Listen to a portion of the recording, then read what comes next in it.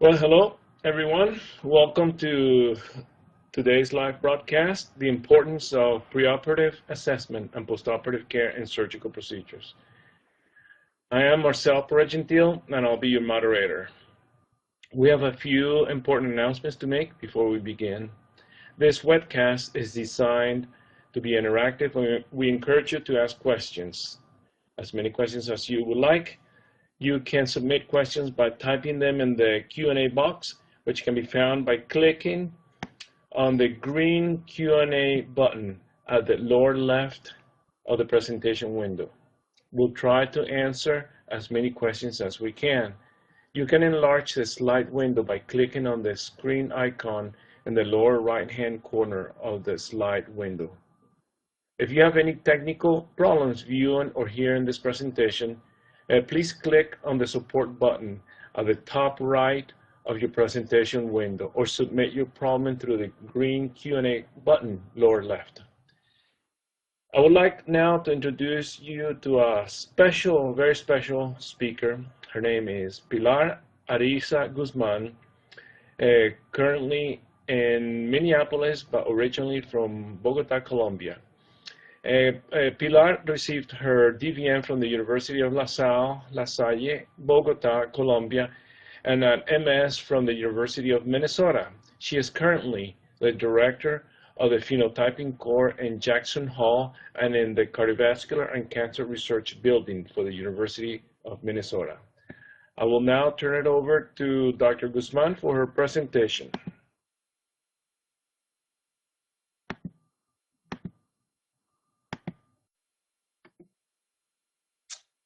Well, thank you, Marcel, for that presentation. And yeah, as he said, I'm going to be presenting the importance of preoperative assessment, post-operation care, and during surgical procedures. First, I'm going to talk a little bit about me. Marcel just told you I'm a DPM from the University of La Salle from Colombia. I did my master in science at the University of Minnesota. I work a long time as a lab manager and research scientist in the hypertension lab research at the University of Minnesota. And at the moment, I'm the director of the Phenotyping Core for the Department of Integrated Biology and Physiology for the University of Minnesota. I'm just going to give you guys an outline. First, I'm going to give you an introduction. Then I'm going to talk a little bit about animal ordering. Also, the importance of how to receive an animal. Talk to you about the drug that you should be using during the surgical procedure, preparation for surgical procedure, what do you need to have, tips and things about during the surgical procedure, post-surgical care, which is very important. A lot of people kind of forget about, they do the surgery and they forget about this step a little bit. Then we will go with the conclusions. I will give you some reference of the things I've done. And then finally, we finish with questions. So now we're going to start with the introduction. And along all this time that I've been working here at the University of Minnesota, I was supposed to, I started doing surgical procedures for the lab that I was working in. And among some of the surgeries that I did, I had to perform surgeries, I had to create some surgical techniques. I did myocardial infarcts to do LAD ligations, and for this surgery, I developed a technique that I will open the chest and midline incision through the sternum, because I didn't really like opening the chest in the sides like most people does it, and I felt that I didn't want to cut muscles and separate ribs because it was kind of very painful. This way, I was able to do this, and with this, I will do the LAD ligation. I also did stellate ganglionectomy through here, or placing flow probes to determine cardiac output. Another surgeries I did is ganglionectomies in mesenteric and many other ganglions in the abdomen. Also, I've done renal denervation, nerve recording, and some of the implants that I've used were like flow probes that I will put, like as I mentioned you, in the ascending aorta, on the renal artery, on the mesenteric artery, just to measure arterial flow probe, using the Transonic flow meters for this. As well, I used the transmitters from DSI. I used it for rats and mice. This is really nice because you will be able to measure arterial pressure and heart rate for 24 hours every 3 minutes, as long as the battery life of the transmitter. For the rats, the battery life is like around 3 months. The transmitters for the mice is like a month and a half. So that's a nice thing to have when you're doing some kind of studies, cardiovascular studies. Also, I've in place osmotic pumps just to deliver any kind of drug, anything that you want through a sub-Q. That's important. Also, you can use all these osmotic pumps for brain infusions. I did a study putting these brain infusion kits in third ventricle implant, giving them benzamyl to block sodium channels for the study that we did for hypertension. There's also pumps. There's a new pump. The name is iPrecio pump. This iPrecio pump is really nice. Is you can program this pump in the computer. You can refill it even though when it's in the animal, and through the skin and through here, this the punch here, you can refill more solution. You can explant it from one animal, and if you wait like explant it and take 2 days, you clean it and disinfect it again and sterilize it, you can put it in another animal. It's very accurate, it's very nice. The only thing is this iPrecio pump costs like about between $400 to $500, while this one's cost between $20 to $40 each. Depends on what you need. And you can choose whatever study you need, or if you need, well, you can choose either one. I also had used like a small ventilators. This is a rat ventilator or a mouse ventilator, but in this case it's a rat ventilator, using trach tube that I made to intubate rats or mice for open chest surgery if needed. So now let's think a little bit about the animal order. How to order animals. This is very important. It's the first part of everything. There's many rodent suppliers that you can choose, and I'm just putting a sample here. Charles River or Harlan Laboratories you can use, but the important thing of this is to always make sure that you order, when you decide which animal, you always should order your animals at the same place, at the same supplier. And sometimes each supplier have different cities or different places. So always make sure that you're ordering your rats or your animals from the same supplier, and that supplier from the same location, in order for you not to have any inconvenience. Also, determine what type of animal you need. You need a rat, you need a mouse, and what type of rats. There's many types of rats. An example, there's some dog-sensitive rats, brown Norway, Sprague-Dawley rats, and in mice, well, there's all the transgenic that you can have. So just make sure they're always consistent in the order of the animals.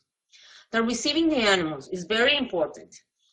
Receiving the animal, you have to remember that the animals arrive in cardboard boxes. They have just gel as food, but sometimes this transport takes between 2 or 4 days, or sometimes a week, or if it's overseas, well, more. So you have to make sure that at the moment of arrival, you will have a clear cage with clean water and fresh food, and a fresh, clean, nice cage to put them on. Also, you have to make sure that the cage is labeled with the birthday, with all the information it comes from the supplier. And it's very important that in the moment of the arrival, to avoid any stress showing in your study, you have to wait at least a week. Give the animals at least a week so they recover from the stress of the transportation. Otherwise, some people I noticed that they arrive and the animals arrive the next day, they start doing surgeries. All the stress of a week is going to be showing in your data, and then you're not going to be able to make sense of it. So always make sure that the animals look healthy.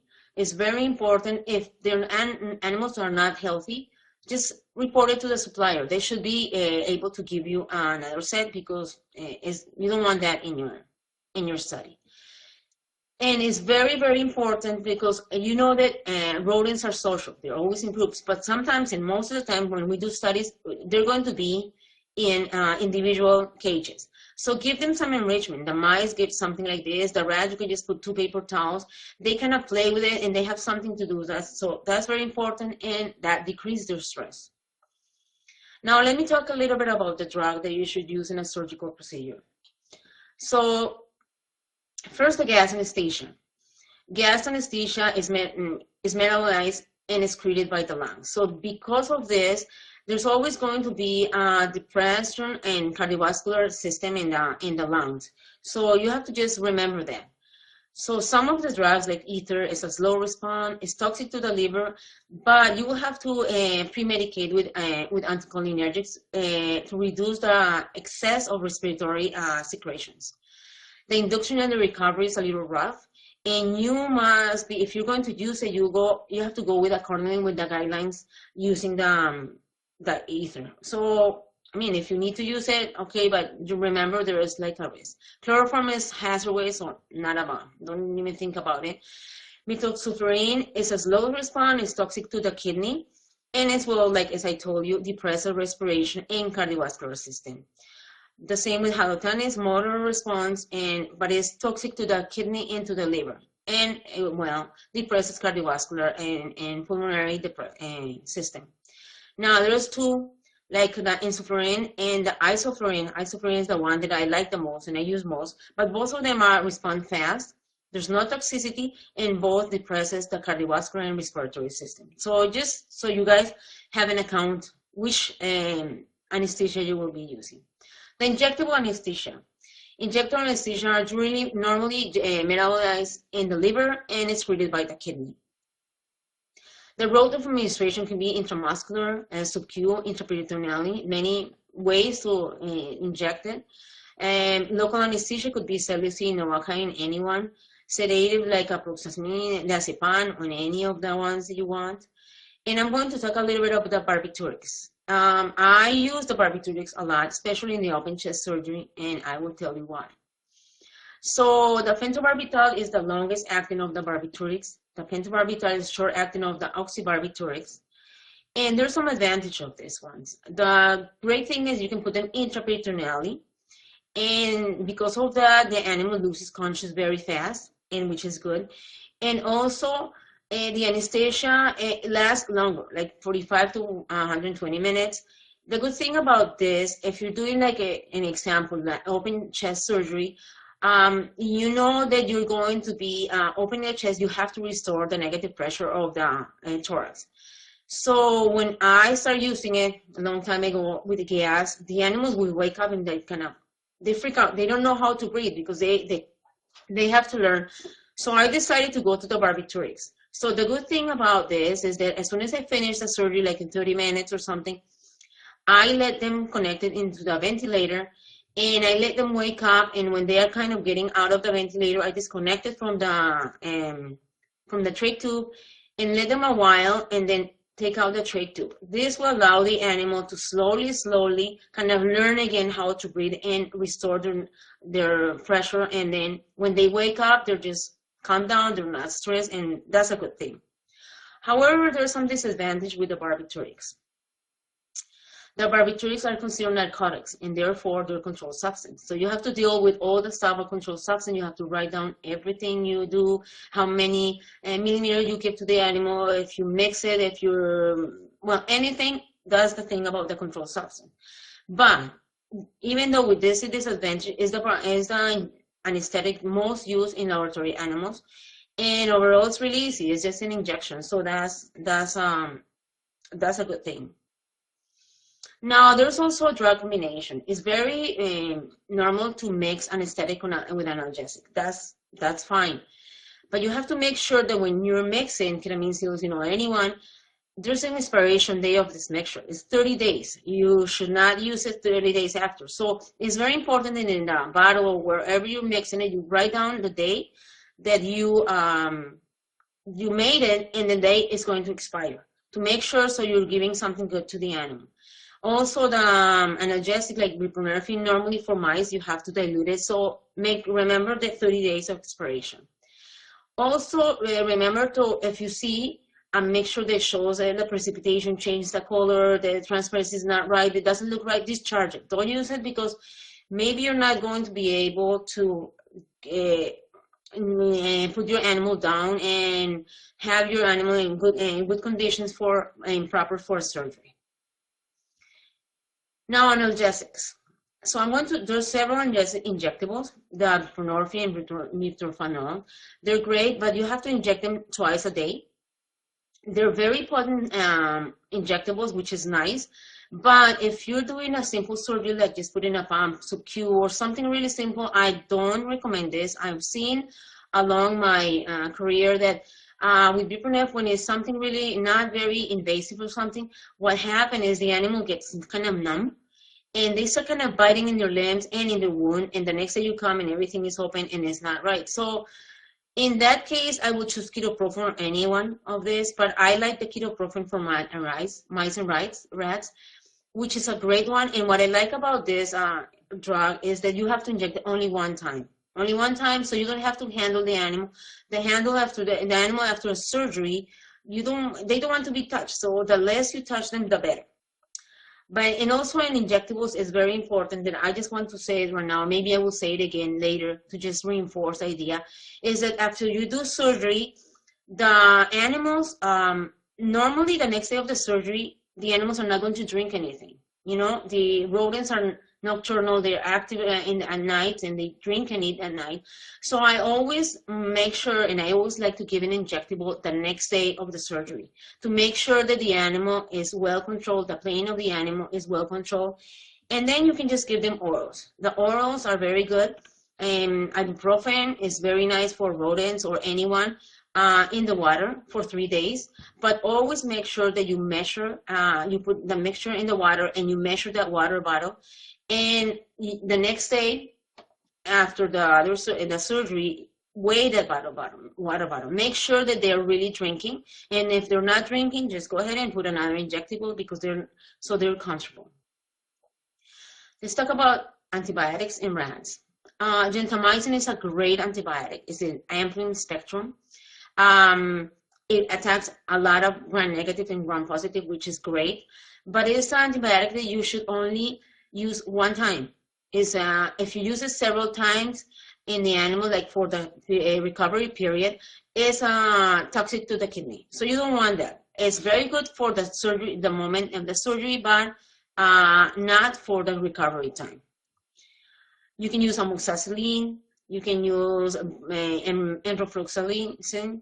For mice, you can use the enrofloxacin or the trimethoprim sulfate. It's fine. Now let's talk about prepare for surgical procedure. What is important for surgical procedures. Now you will have your suture, your surgical package. In this surgical package, you should have your campus, your 2x2, 4x4, Q-tips, sutures, or anything else that you might need during the surgery that you need. Also, your surgical instrument. You should make the surgical instrument that you need in a surgical package. I have a small autoclave. And so I like to use it. I put everything during the day of the surgery. It's okay to do it the day before, but it's always better if you just do it the same day. Make sure that it's completely clean. So what I do is I come in the morning, I put my package that I have them ready, put them in autoclave. And while I'm setting up all the surgical plates, they're being autoclave and they're ready to go exactly when I'm done. You can also use Cydex Plus to disinfect, to sterilize your instruments. Cydex is a solution that is very slow acting. So if you're going to use Cydex to sterilize your instruments, make sure you put the instruments the night before the surgery. You need at least 12 hours prior to the surgery for these instruments to be completely sterilized with Cydex. And then when you take them out, make sure you rinse them with distilled water. Do not use saline. The saline, I know, is when you use saline, it's not good for the animal. So distilled water is great. It's great to just clean the instruments. You can also use sterile sutures if you want. You can use exam. Make sure you have exam and surgical gloves and your surgical gown. And here, what I want to make sure is we always have to use something to cover our hair. The hair is what is more produces more infection. So out of those, make sure you have something to cover your hair. Now I'm going to talk about how to prepare the surgical area. Here, you know, well, I have everything stainless steel, but you really don't have to. If you don't have it, that's fine. What is much important is that place like a blue pads or something clean on top of the table, on top of the area you're going to have. And then on top of that clean, you're going to put your sterile surgical package. If you notice, here's my heating pad, and I got like a acrylic piece that we kind of glue something. So we have like an envelope to put underneath is a heating pad. That's very important because you can also disinfect this. You can put alcohol or something and disinfect the whole area. Now, now I have this, all my area is everything is open, completely sterile, this here, everything is sterile and ready to go. Now I have here my light. Make sure you have light. It's very important that the surgeon is comfortable, because if you're comfortable, the animal is going to do fine. You have your Sharpies, you have your, to put the animal down. Here, this is, you don't need this fancy. I mean, something to suck the anesthesia when you have the nose cone and you're using, the animal has a nose cone and is using gas. So make sure that some of that gas that could be escaping from that nose cone with the rat, that gas is taken out of you and you're not breathing it, because then it's not good. You're going to have headaches and stuff. It's not very good. Now, the preparation area should be designated different from the surgical area. Sometimes I see they just prepare the animal right beside the surgical area. That's not good, because you're going to have hair all over and you're going to infect your sterile area. Now, sorry, I'm just going to go back a little bit because I want to show you. So here I have my razor blade, I have the iodine, alcohol, 2x2, 4x4 gauze, and Q-tips. And I came back because of this. It's very important you have a balance. It's very important that you need to weigh the rat the day of the surgery. I see a lot of people, I don't need a body weight so for my study, so I'm not going to weigh my animal. This is very important because it's the clue that is going to give you after the 3 days of recovery for the animal, if they're recovering or not. Sometimes, and that's a good sign. If you can help the animal, it will be ready to help the animal in case something happens.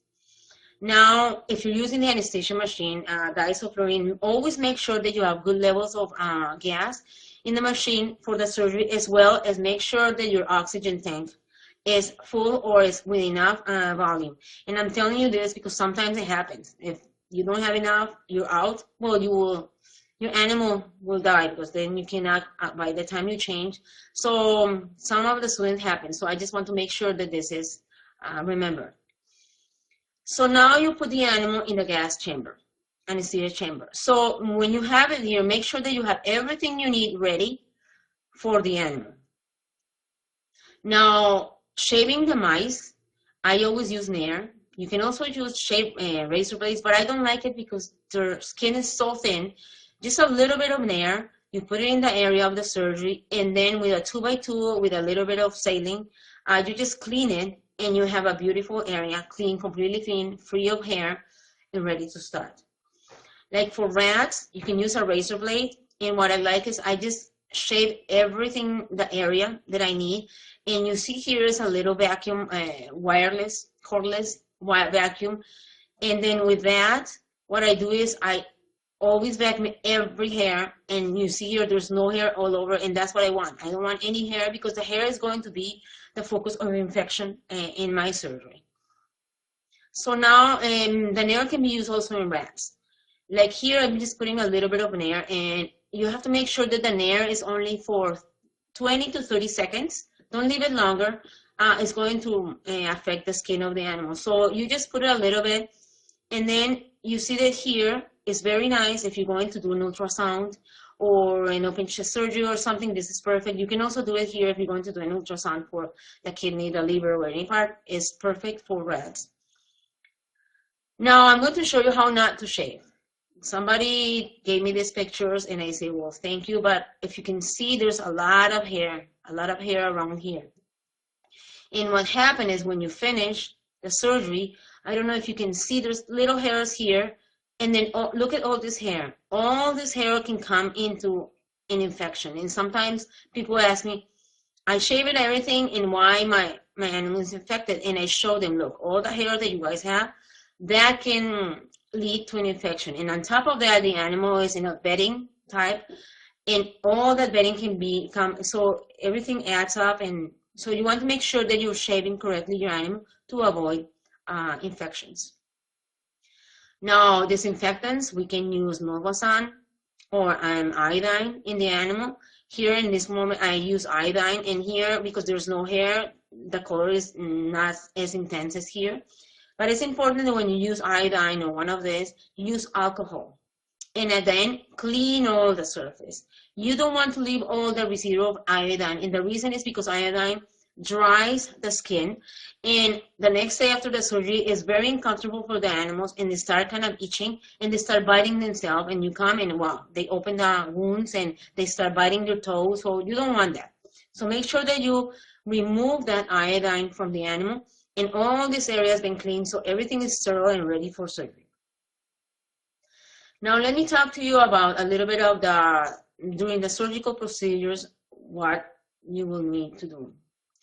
So first, prior to start the surgery, you have to have your anesthesia. If you're going to use Nembutal, if you're going to use isoflurane gas, remember induction is 4 to 5% and maintenance 2%. If you're going to use a mixture of drugs, remember always use atropine because it will reduce the secretion from the respiratory system. Your antibiotic of choice, gentamicin, I really like using this one, and ketoprofen, your analgesic. That's very important. Now, there is important to have a checklist during the surgery. So you have to make sure that the heating pad is on. The anesthesia, any type of anesthesia, normally reduces the temperature of the body of the animal. So you always have to have a heating pad. Make sure that the depth of the anesthesia in the animals are correct, are down. So you pinch the toes or you pinch the tails or something, make sure that the animal is fine. You also make sure that they have a good heart rate. For me, it's really easy. I always have a transmitter that I can hear the heart. But maybe not everybody has a transmitter. So make sure that the animal's breathing right. It's not, if the breathing is too slow, it's because the anesthesia is too deep. So if you're using gas, you can just remove a little bit the nose cone and lower the percentage of anesthesia and bring it back and make sure that the respiration rate is normal.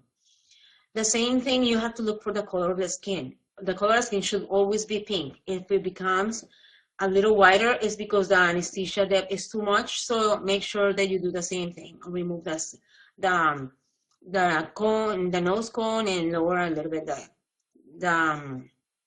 the anesthesia.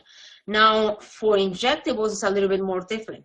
So for injectables, you have to make sure that you weigh completely, very well the animal, and make the calculation, repeat it, check it, double check it, and make sure that you're giving the exact amount of anesthesia, because if something like this happens, there's some ways that you can get the animal out of it. It's going to be more difficult to do it.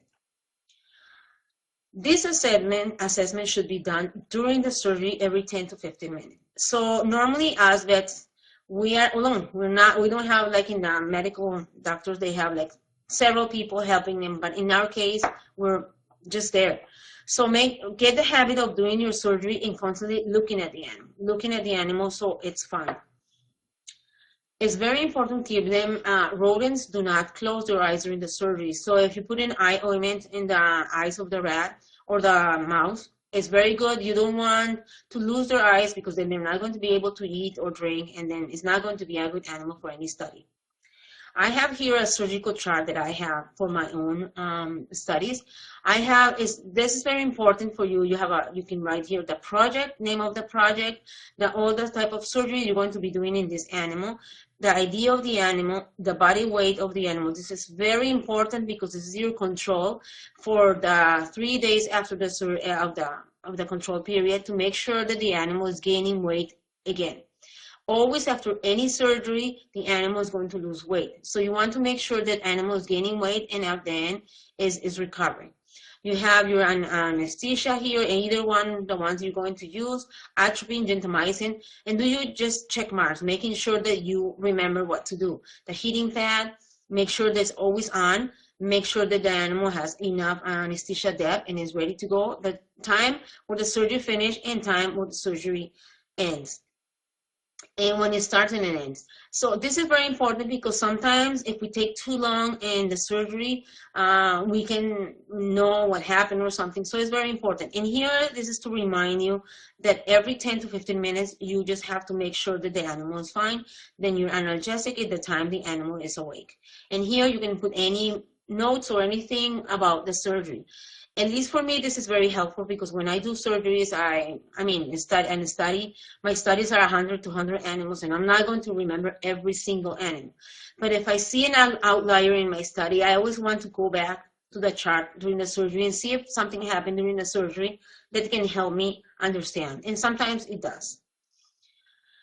Now, for abdominal surgical procedures, just when you have an animal, you do a midline incision, you put a campus, make sure that you cover it. And if you're going to take the guts out, which is fine, make sure that you have a 4x4 sterile in your campus, take the guts out. And with saline, make sure you have saline, you cover it with another 4x4, and you have to make sure that always the guts are moist. You don't want the guts to shut down, because if you don't do that, you're going to put them back into the animal, and maybe the animal's not going to make it the next day or the 2 or 3 days after. So always make sure that the guts are completely moist. And here you have a space, you move everything around. Here's the kidney. You can, if you're going to remove the kidney, if you're going to do renal denervation or anything, you just set up this area for you to do surgeries. Now, this is my procedure that I do for the heart. I do right through the sternum, and I make the cut. And I can open the heart, the thorax cavity, and then I can see nicely here the heart. Here's the LAD. I can ligate the LAD here. I can do stellar ganglionectomy here and underneath here, or I can just put here, right here, the flow probe in the ascending aorta. This is another one. I didn't put any campus because I wanted you guys to see very well the things. Now let's go and talk about post-surgical care, which is very important. And sometimes people forget about that. You have to keep taking care of the animal. Make sure that you have a heating pad that is turned on, and that your animal is going to be there in the heating pad at least an hour after they wake up and recover. You want to have them close to you and close to the OR, so if something happens, you can help them with anything they have. So this is very important. And there's a post-surgical care for 3 days. So make sure that you give them the analgesics. Could be bupronex or ketoprofen or ibuprofen, whatever is your choice. And the antibiotics. They could be amoxicillin or enrofloxacin, whatever is your choice. I have a chart here. I'm going to show you this chart for the recovery time. I have 3 days. 3 days the same way, and each day I have a check mark for morning and afternoon. I have an area for analgesic, an area for antibiotics, making sure that the animal's eating and drinking, and the pain assessment. If they look fine, if their hair is normal, not frizzy, making sure that that one is because the animal is in pain. And you can have here something to write down or information that you need. Now make sure that during the surgery and after the 3 recovery time, the animal looks healthy and nice. And here I always use this kind of white kind of towel. It's reinforced white towel. And what I like about that is right after the surgery, I will put the animal right there. They recover, and at least I have a window of like 4 to 5 hours that the animal is going to stay there and is not going to be infecting that wound. So I really like that, and it's very nice. And also the next day is kind of an enrichment that you have. Is the next day you see it all messed up and everything is fine. It's perfect because that means that the animal is active and is great and is doing fine. Normally when I do surgeries, the next day the animal's drinking and is very active. It's really nice. Here, this is one of the charts that I did a long time ago for open chest surgery. But I'm just going to show you, I want you guys to concentrate on this area only. I have a transmitter that measures heart rate and arterial pressure, and I place a cardiac flow probe in the ascending aorta for cardiac output. So this is the day of the surgery, and if you know, only about a week after 7 to 8 days, the animals start recovering their circadian rhythm. Yeah, this is very important to know. That's why in day 10, I decided for this kind of surgeries, I decided to start any study or any treatment that I have. The reason that you don't want to do any study in this period, and a lot of people just do surgery and the next day they're doing whatever study, is because all this is going to be stress. So if you do anything, your data is going to look funny and weird and strange, like why it doesn't look normal? It's because it's in this period of stress. So make sure they never use it, otherwise your data is not going to make sense. Now, if you're going to put like just a simple surgery like a sub-Q pump or something, well, you can just give them 3 to 4 days and then you can start something. So that's going to be fun. Now the animals are going into the housing area and they're fine. They're supposed to be labeled, everything, and look at them and they're fine. Now, to finish, I have some conclusions. And this is very important. It's very important to be consistent while you're ordering animals. Make sure you're giving the animals at least a week to recover. And this is very, very important. Choose correctly the anesthesia, analgesic, and antibiotics according with your study, according with what you're going to be doing. Remember, shaving correctly will avoid infections. And it's important to disinfect the surgical area of the animal and where you're going to be doing surgeries. During the surgical period, check the animal's vitals all the time, every 10 to 15 minutes, just making a habit of checking the animals. The recovery time is as important as all the process. So you have to make sure that during those 3 days of recovery, you're checking constantly the animal, making sure they're doing fine. And remember, the success of your study will depend on how well you care for your animals during the whole process. So now I'm going to give you some reference that you later can check if you want. This is all the studies that I've done, some of them that I've been doing for many, many PIs. You can check them later if you want. So now I think we're ready for questions. And thank you for everybody to listening to me. I hope it was helpful for everybody. And anything that you would like to ask me, I'm ready now. Thank you.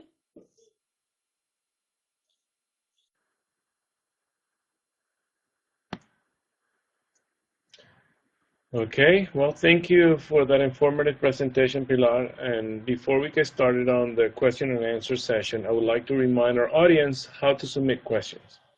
You can submit questions by typing them in the Q&A box, which can be found by clicking on the green Q&A button at the lower left of the presentation window. We'll try to answer as many questions as we can. And our first question is,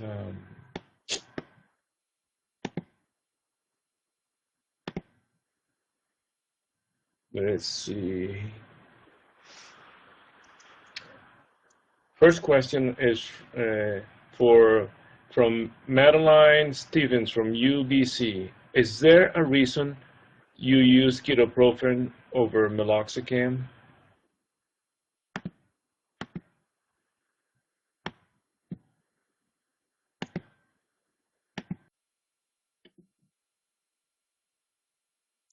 Hi, Marilyn. No, it really is not. You can use, my experience is ketoprofen is really easy to use and is really nice. So you can use, if you have worked with that one and it works fine for you, it's fine. There's no reason why to choose one over the other. I was just putting some samples. Hope that responds your. Okay, the next question comes from Sarah Williamson from BIVI. What do you recommend as an injectable anesthetic for rabbits?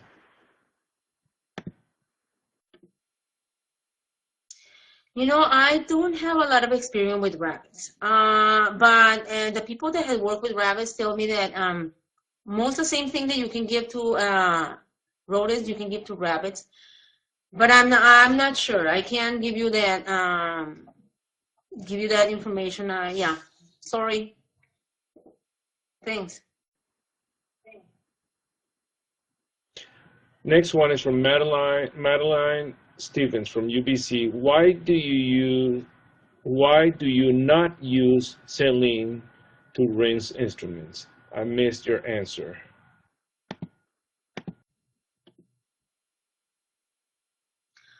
Hi, Madeline. Really, there's something personal. I feel that if you put too much salt or something, you can do it, but I kind of like more the still water. sterile distilled water is kind of more fresh. I feel that I'm not adding anything to the animal, no sodium or anything that could irritate, even though you can just put it in if you don't have anything else. It's just, I think it's more a personal choice. And I seen along all this year that when I do that, when I used to do that, now I do the autoclave. But when I used to do that, before we didn't have an autoclave, I noticed it was kind of better when I was doing the renal denervations or when I was doing removing kidney or anything in the abdomen especially. Sometimes I will see some irritation. So I decided one day, okay, I'm just going to use the still water. And I didn't see that. But I mean, everybody has their own experience. You can, yeah, you can do that. Thank you. The next question comes from Valerie Schrader from University of Notre Dame.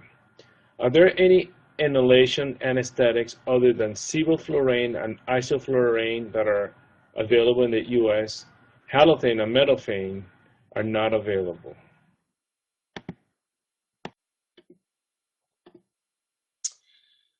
Well, maybe there are, but really what most everybody uses is isoflurane, or there's many other ones. Maybe depends on whatever you're going to be doing. Like I know in humans there's several, some that maybe do not depress the respiratory system and the cardiovascular system, but most everybody, is very common to use it. But it's a matter of looking what in your area what you have. So, but anyway. Anyway, if you're using gas, it's very safe. It's safer either one that you use. Not using the ether or those are kind of old type of gases. I really wouldn't recommend it unless you need to do it. But yeah, you can use anyone. Thanks.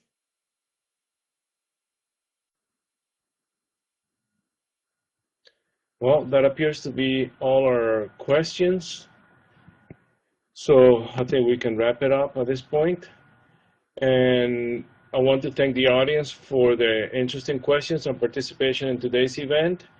And today's webcast will be available for on-demand viewing through August 2015. You will receive an email from LabRoots alerting you when this webcast will be available for replay. We invite you to forward that announcement to your colleagues who may have missed today's live event. See you next time, and thank you very much, everybody.